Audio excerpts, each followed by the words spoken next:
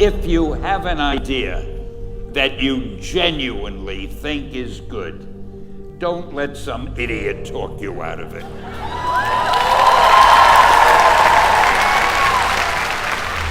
We had already done the Fantastic Four and I think maybe the X-Men, I can't remember the order, but my publisher came to me and he said, "Stan, I want you to come up with another superhero."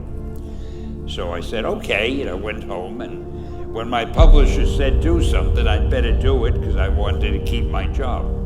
I thought, what can I come up with now? And the most important thing in a superhero at first is the superpower. Once you get that, everything else comes along. So I thought, what power will I give a new guy? And I saw a fly crawling on the wall.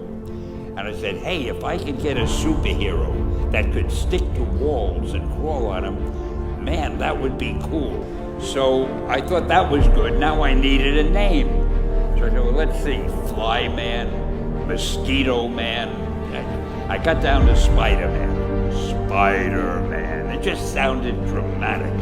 So okay, I had my hero, I had his power, his name, and then I figured just for fun, I'm gonna give him personal problems. Because except for you people who are that your lives are perfect, but most other people have personal problems. And then I thought I'd make him a teenager, because there were no teenage superheroes that I knew of at the time. So armed with all that wonderful material, those great ideas, I ran into my publisher's office and I told him. This was my reaction, the reaction he gave me. Stan, that is the worst idea I have ever heard. First of all, and he started to give me his, because he's a very logical man, very intellectual. First of all, people hate spiders, so you can't call a hero Spider-Man. You want him to be a teenager? Teenagers can only be sidekicks. And you want him to have personal problems? Stan, don't you know what a superhero is? They don't have personal problems. Well, I left the office disappointed, but obviously a much wiser man. And I couldn't get Spider-Man out of my system. So we were about to kill a magazine. I think it was called Amazing Fantasy. It wasn't selling well, and we were sending the last issue to press. When you do the last issue of a magazine, nobody cares what you put in it because the book is dying.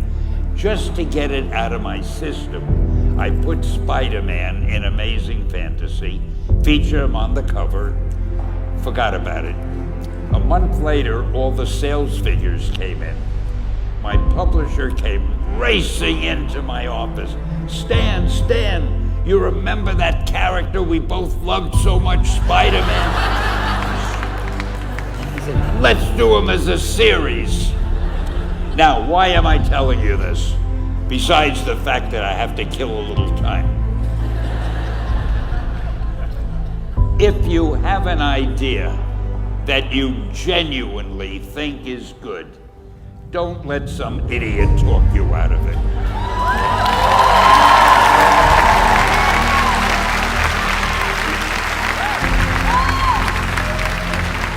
Now, that doesn't mean that every wild notion you come up with is going to be genius, but if there is something that you feel is good, something you want to do, something that means something to you, try to do it. Because I think you can only do your best work if you're doing what you want to do, and if you're doing it the way you think it should be done. Just do your thing, do it as well as that's the important thing. Don't shirk. Whatever you do, give it your best shot. You'll be glad you did. Excelsior!